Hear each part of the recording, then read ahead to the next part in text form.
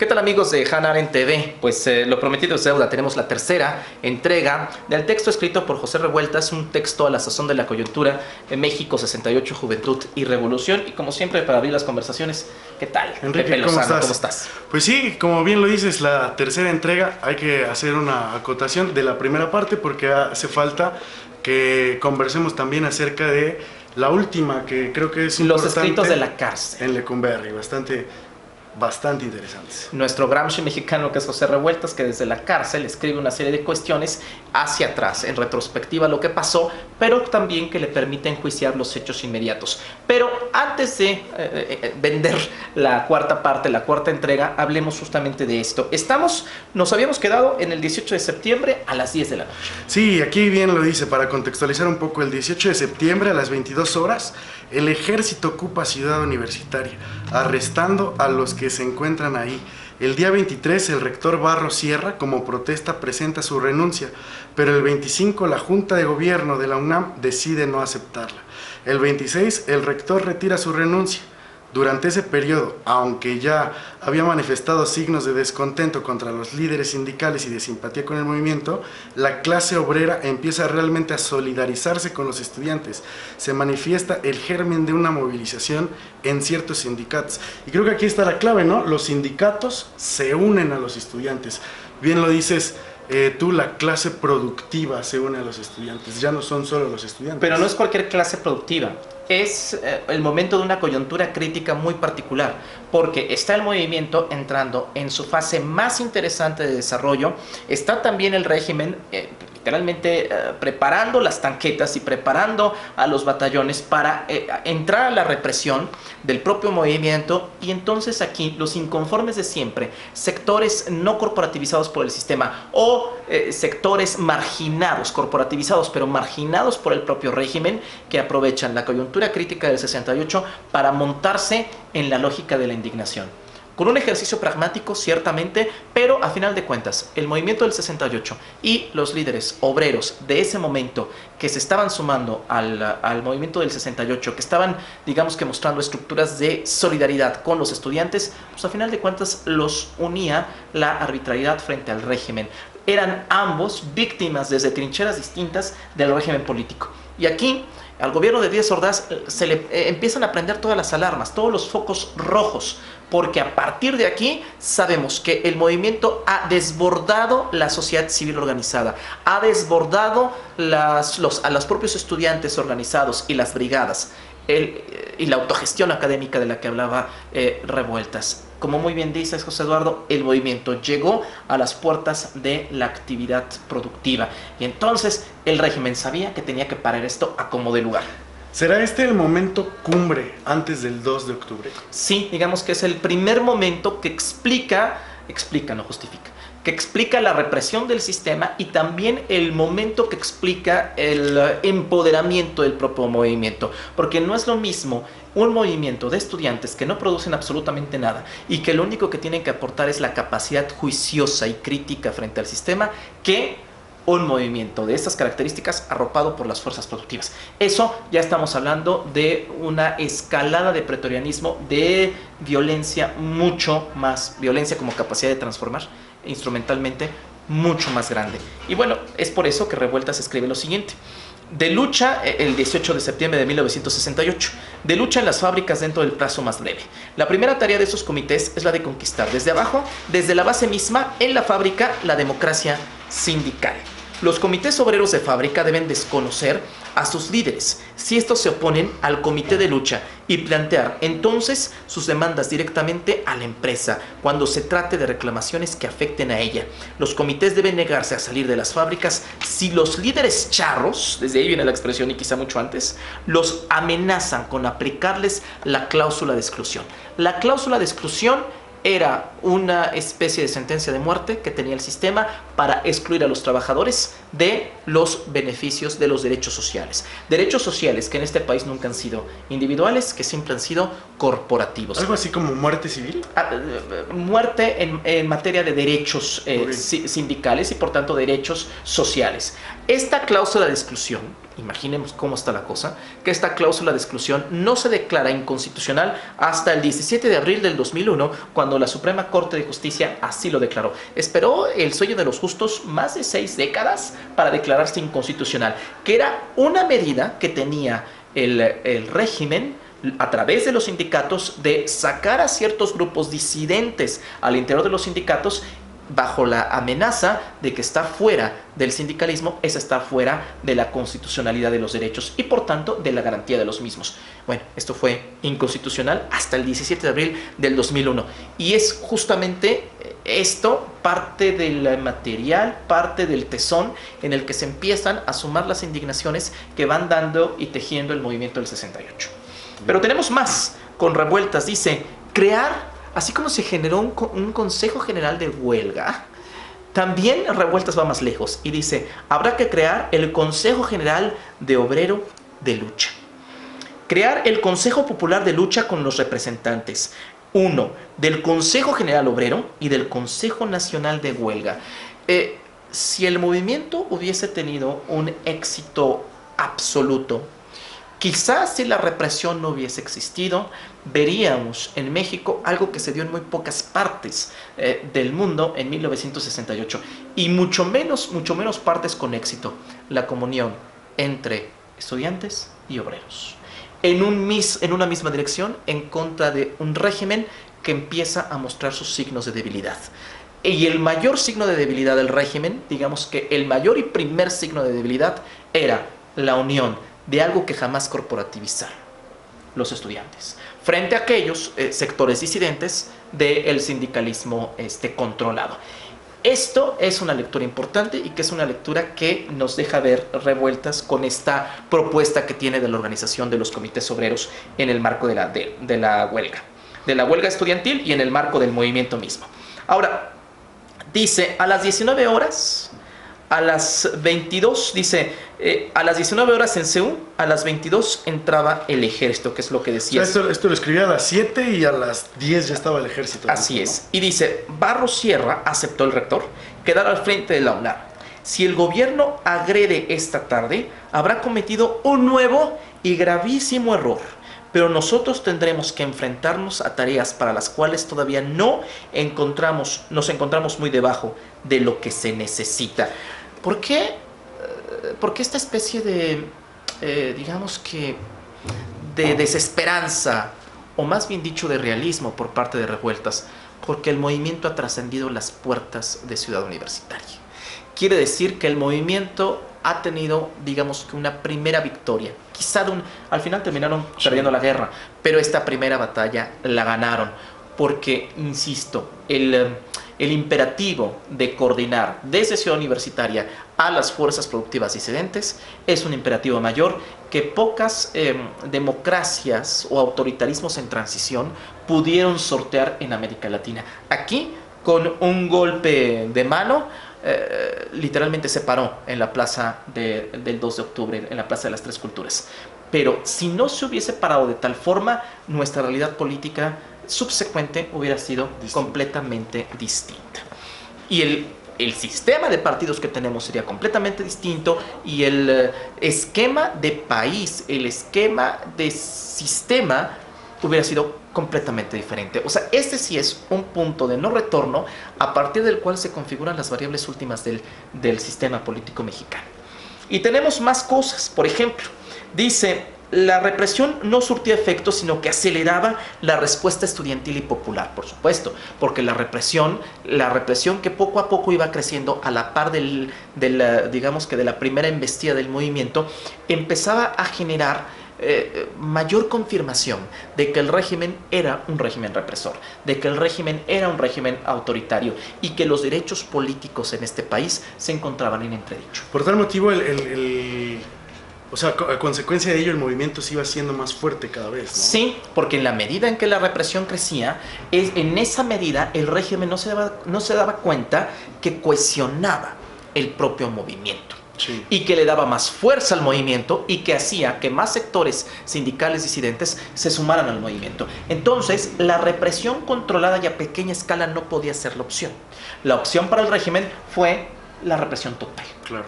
Y eso ocurrió el 2 de octubre del 68. Pero antes de llegar a eso, el propio Revueltas aclara, no es posible renunciar a los mítines. Para el gobierno resulta ya muy difícil conservar la situación en el estado en el que se encuentra. Tropas en Ciudad Universitaria, represión en las calles. Proseguir la lucha dentro de los términos constitucionales, salida del ejército, ese era uno de los elementos centrales, sí, que en ese momento el Consejo General de Huelga y ciertos sectores del movimiento empezaron a solicitar, porque Ciudad Universitaria está ocupada por el ejército, por las Fuerzas Armadas, cuando no hay ejércitos al interior de CEU, hay un movimiento que puso a temblar al sistema. Y entonces dice, la salida del ejército, regreso de las autoridades a CEU y entrega de las instalaciones, planes para la puesta en marcha de las actividades académicas, llamado a los estudiantes para reiterarles la vuelta a la normalidad, participación oficial de la UNAM en los debates de la Comisión Educativa de la Cámara, que eso ya lo comentábamos en la entrega anterior. El movimiento sale no solamente de las puertas de CEU, no solamente a la plaza pública, a la ciudad, sino también se entromete, o al menos intenta entrometerse, a la discusión legislativa, ya hermanado con la clase obrera. Insisto, la represión pausada, inteligentemente selectiva, ya no era una opción para el sistema. El sistema no tenía otra opción, digamos que bajo la naturaleza del propio sistema, más que una represión total, que fue la peor opción posible. Sí, claro. Pero a final de cuentas fue la que ocurrió. Llamado a los estudiantes para reiterarles la vuelta a la normalidad, participación oficial de la UNAM en los debates de la Comisión Educativa de la Cámara. Estas son las actitudes por asumir del gobierno y la universidad, cada quien por su lado. Hay que continuar todos los actos públicos de costumbre, trabajos de brigada, mítines de masa, mítines de relámpago. El movimiento estudiantil deberá conservar su independencia respecto de todos los factores en juego y desarrollar su propia línea de revisión y sustitución de las estructuras políticas y sociales de México, comenzando por lo que se derivan de los 6 puntos del pliego petitorio. El pliego petitorio se va acrecentando, se va acomodando a la coyuntura y el pliego petitorio se va, digamos que reestructurando de acuerdo a la sazón y el crecimiento del propio movimiento. Pero lo que es cierto es que el movimiento creció más allá de la organización del mismo. Porque los organizadores del movimiento, las estructuras de liderazgo al interior del movimiento, jamás imaginaron que iba el movimiento a llegar a tal escala de cohesión de la indignación social. O sea, puedes decir que el movimiento no tenía estructura, o mejor dicho, el movimiento sobrepasó la estructura, ¿no? El movimiento terminó sobrepasando la estructura, que ese es el éxito del movimiento, porque si el movimiento se limita a la estructura, entonces el movimiento en sí mismo está limitado. Pero esto es una, digamos que reto institucional que en la teoría de los movimientos sociales, pues todo movimiento debe administrar. No se pudo esta administración porque el movimiento fue suspendido por un conato de violencia mucho mayor a la estructura del movimiento y mucho mayor a la indignación que se empezó a generar entonces. Me interesa un punto muy particular de Revueltas en un documento que escribe entre el 28 y el 30 de septiembre de 1968, prácticamente en la antesala de las horas más aciagas del movimiento. Y entonces nos dice, en cuanto el ejército abandona Ciudad Universitaria, los estudiantes deberán regresar a los recintos universitarios, lo mismo que los politécnicos a los suyos, pero no para reanudar las clases, sino para defenderlos pacíficamente con su presencia masiva y colocar al gobierno ante la disyuntiva de libertad y ejercicio irrestricto de los derechos democráticos para los estudiantes y el pueblo, o aniquilamiento genocida del estudiantado en sus propios recintos educativos, que constituyen su propia casa espiritual y física. Es una solución. Lo que está brindando Revueltas en este punto es una solución, una salida frente a la masacre inminente. Porque no es lo mismo la Plaza de las Tres Culturas en Tlatelolco a la Plaza de las Islas de Ciudad Universitaria. Y entonces, Revueltas como una única solución, no sé si la única, pero al menos en su cabeza sería la única, como la única solución frente a la represión inminente e inevitable que se venía, era regresar a Ciudad Universitaria para que el gobierno de Díaz Ordaz se colocara ante un dilema draconiano: o la libertad o exterminar y reprimir a los estudiantes dentro de la Casa de la Libertad, dentro de su propia casa. El costo político y simbólico de ese segundo elemento era impensable. No es casualidad que se convirtió en una razón de Estado que la universidad estuviera ocupada. Sí. porque el Sí, único lugar seguro que podían tener los estudiantes era en su casa. era su propia trinchera. Y fue algo que el Y ejército... lo que advierte bien Revueltas es lo que tenga que pasar, pero aquí en la casa, ¿no? Aquí en la casa, porque no pueden evitar lo que va a ocurrir, no pueden evitar la represión. Sin embargo, lo que sí tienen dentro de sus posibilidades es hacer que la represión sea mucho más grotesca, no esconder la propia represión, no esconderla, como dirían algunas crónicas, con acerrín que tuvieron que derramar en la Plaza de las Tres Culturas para tapar la sangre, de acuerdo a lo que dicen las crónicas. No, hacerlo más evidente, poner al régimen de cuerpo completo y colocarlo al desnudo en la Casa de la Libertad, que es la casa de todos los mexicanos, que es Ciudad Universitaria. Esa era una alternativa, quizá la única, que podía obligar al régimen a reinstaurar la política y a dialogar, a negociar y por tanto a ceder. Esa opción no fue posible y entonces pasó los hechos que todos conocemos del 2 de octubre. Pero estamos todavía no en el 2 de octubre, en el 27 de septiembre. El 27 de septiembre se desarrolla un mitin en la Plaza de las Tres Culturas. Se anuncia la formación de un comité de lucha de los vecinos de Tlatelolco. El día 30 se efectúa una manifestación de madres contra la represión de que son objeto los jóvenes y el pueblo en general. Ese mismo día, el ejército sale de Ciudad Universitaria. Se suceden mítines en la explanada de CEU. Ya existen órdenes de aprehensión contra los miembros del Consejo Nacional de Huelga. 2 de octubre, mitin en Tlatelolco, en el que participan contingentes obreros, sangrienta y feroz represión del ejército. Esta matanza marca el comienzo del reflujo del movimiento. El día 8, los representantes del gobierno, Jorge de la Vega Domínguez y Andrés Caso, informan que se habían reunido desde el 28 de septiembre con miembros del Consejo Nacional de Huelga. El mismo 2 de octubre por la mañana se había efectuado una entrevista entre las dos partes. El 12 de octubre se inauguran las Olimpiadas. Se publica la noticia de la formal prisión de más de 90 estudiantes. El 29 las tropas se retiran al IPN y se convocan asambleas para decidir si se continúa o no la huelga. Pero lo ha dicho muy bien Revueltas, comienza a partir de la gran escalada de violencia y a partir del exterminio como nunca se había visto de un ejército, al menos no en México, de un ejército frente a la clase universitaria. A partir de ahí comienza el reflujo del movimiento. El reflujo del movimiento y también habrá que decir el desinterés por parte de muchos sectores de la sociedad civil que en principio simpatizaron con los estudiantes, pero que una vez que tuvieron la Villa Olímpica llena y una vez que tuvieron a los deportistas de todas las naciones del mundo, se olvidaron del movimiento y le dieron la espalda a un movimiento que no luchaba por causas universitarias, un movimiento republicano que el régimen intentaba presentar a todas luces en la propaganda y en la prensa del momento como una revuelta antisistémica, pero no, era un movimiento absolutamente revolucionario y republicano, porque lo que quería era la reinstauración de las garantías constitucionales y el Estado de Derecho mismo. Era lo que era un asunto republicano. El régimen, a través de propaganda, intentó, junto con sus secuaces, la policía, entre muchos del Distrito Federal, del extinto Departamento del Distrito Federal, quería presentarlo como una revuelta antisistémica.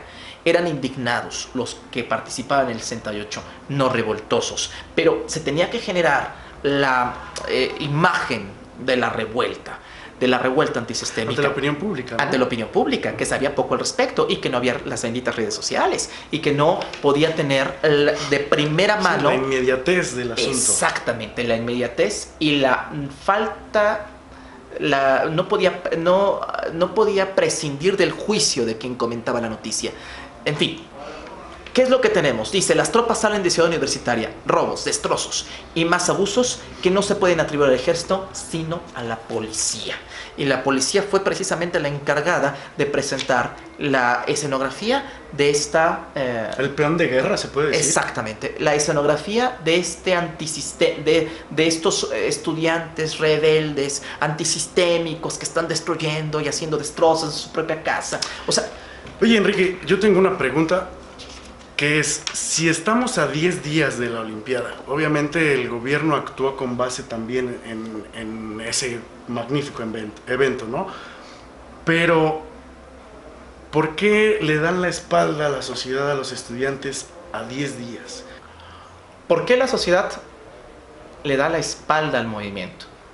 Porque el movimiento tiene, por más democracia cognoscitiva que Revueltas colocara en sus escritos, el movimiento tiene una naturaleza absolutamente vertical, que sí se mueve a través de estructuras horizontales, a través de brigadas, a través de pequeños grupos y pequeñas células, pero estas células se mueven en contraposición, en conexión más que en contraposición a los líderes.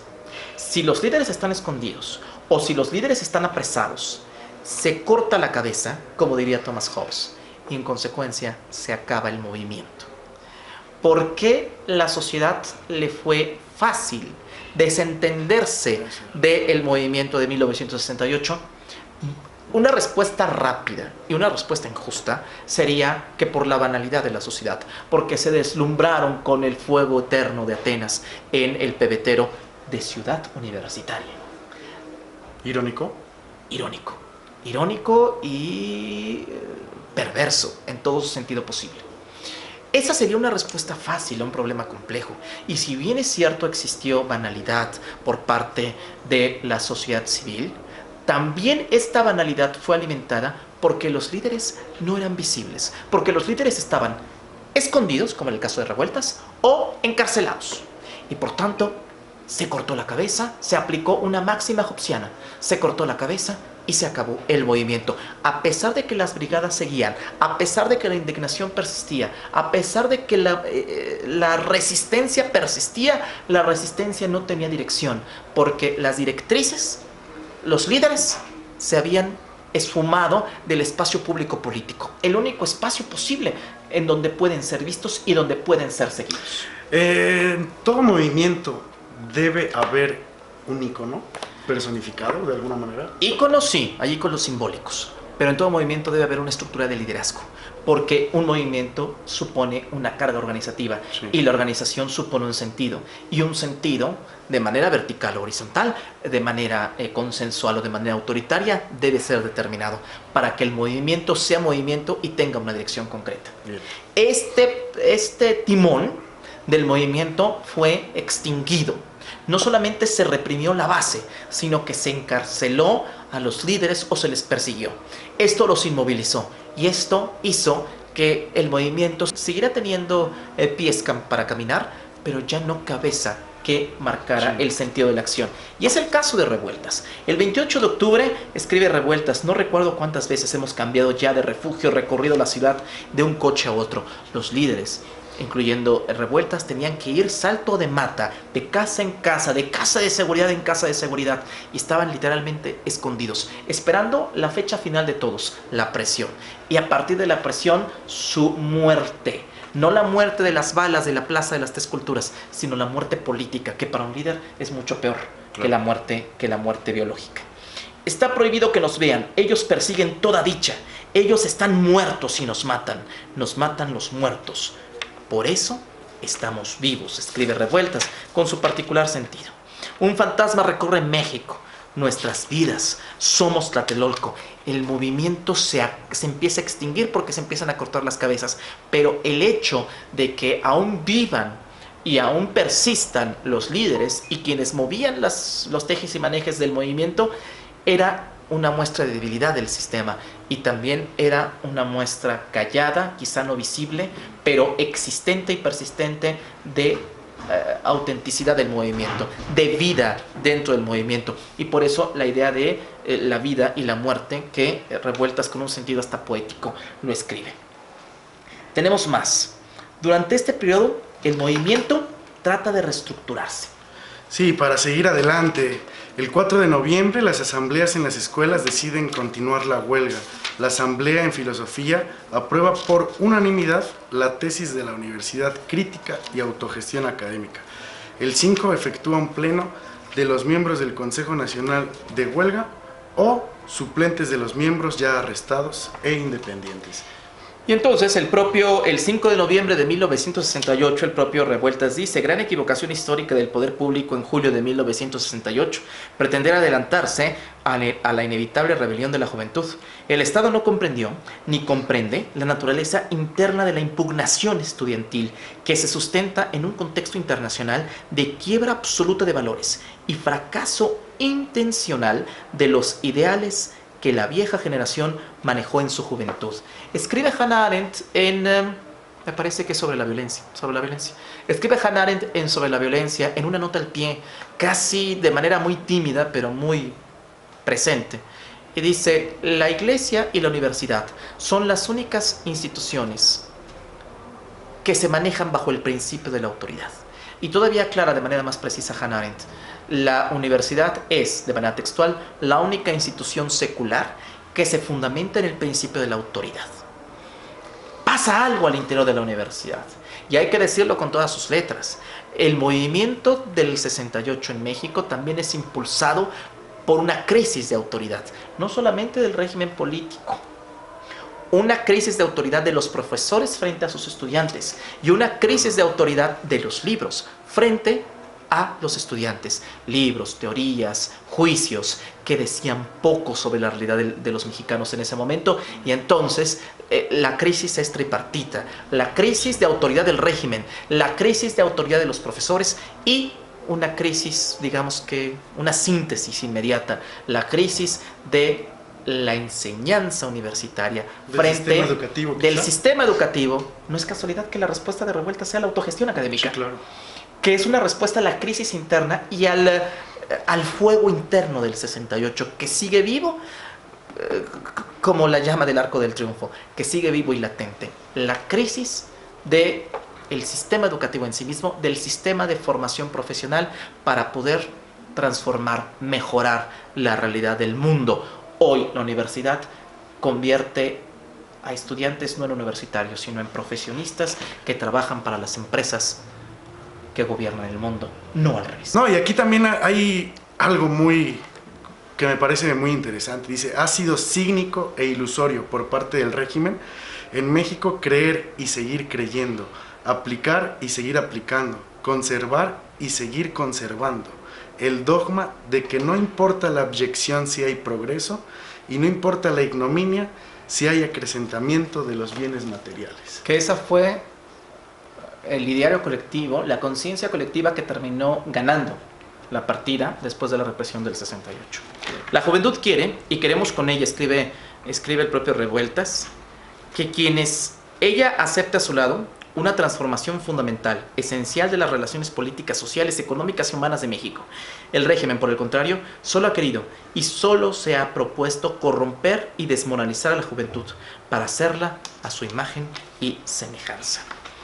¿Qué es lo que está escribiendo el 3 de noviembre de 1968?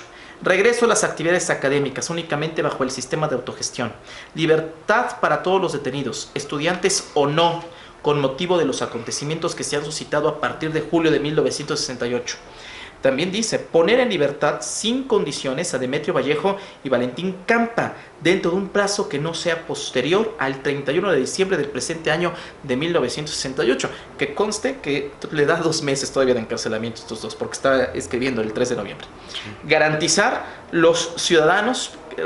que para la próxima campaña electoral que renovará los poderes federales, los ciudadanos puedan registrar candidatos al margen de los partidos oficialmente reconocidos: PRI, PAN, Partido Popular Socialista y Partido Auténtico de la Revolución Mexicana.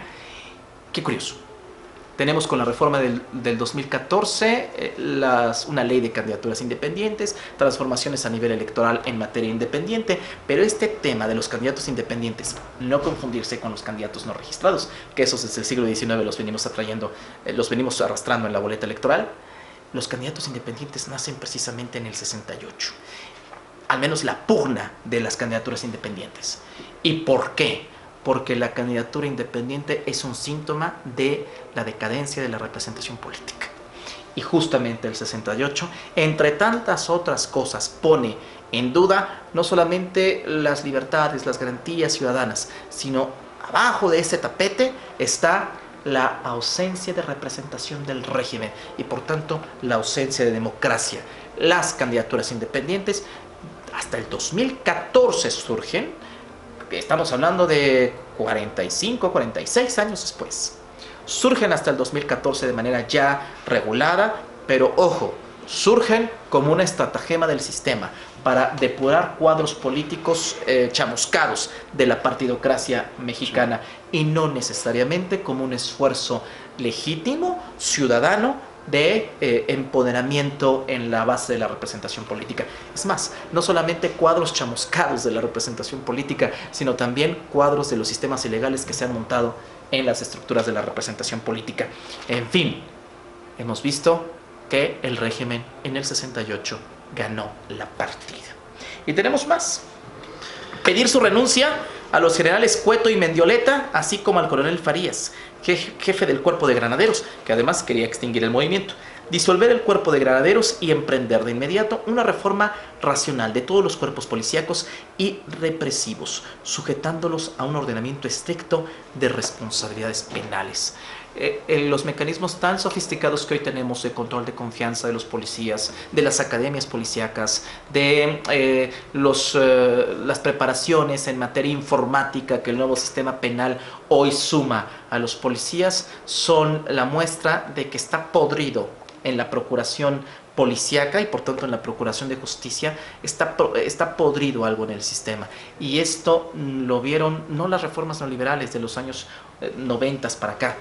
Eso lo vieron los estudiantes universitarios hace 50 años. Y bueno, la policía hoy sigue en entredicho. Sí. Y no ha sido depurada, y no ha sido limpiada. Y lo único que ha sido es centralizada. Centralizada, y hoy la policía se convirtió en un submando de las Fuerzas Armadas. Ahí están los fracasos del movimiento del 68, así como sus continuidades. Bueno, el reflujo del movimiento prosigue. Se realizan asambleas en las escuelas, en las cuales predomina el criterio de continuar la huelga. El 13 de noviembre, la Asamblea de Filosofía y Letras decide no volver a clases hasta el cumplimiento de los 3 puntos mínimos. El 15, Revueltas dicta en C1 una conferencia sobre autogestión y universidad crítica. El día siguiente es detenido. Ese mismo día, en la noche, el estudiante Luis González Sánchez es asesinado por un policía que lo encontró pintando propaganda para el movimiento en las paredes. Y pues así llegamos a la detención de Revueltas. A la detención de Revueltas, que además es como de una... de un anecdotario, porque tiene que dormir al interior de Ciudad Universitaria, después sale, llega a una casa de seguridad, en fin, ¿no? De hecho no lo detienen ni durante la conferencia, ni saliendo de Ciudad Universitaria, sino horas después de haber dictado esta conferencia de una manera muy, muy extraña y muy fortuita. En fin, lo llevan a Lecumberri, pero sobre eso y sobre la reclusión de Revueltas y lo que escribe Revueltas en la cárcel en relación al movimiento y al 2 de octubre, sobre eso la próxima entrega. José Eduardo, como siempre, gracias. Enrique, muchas gracias a ti.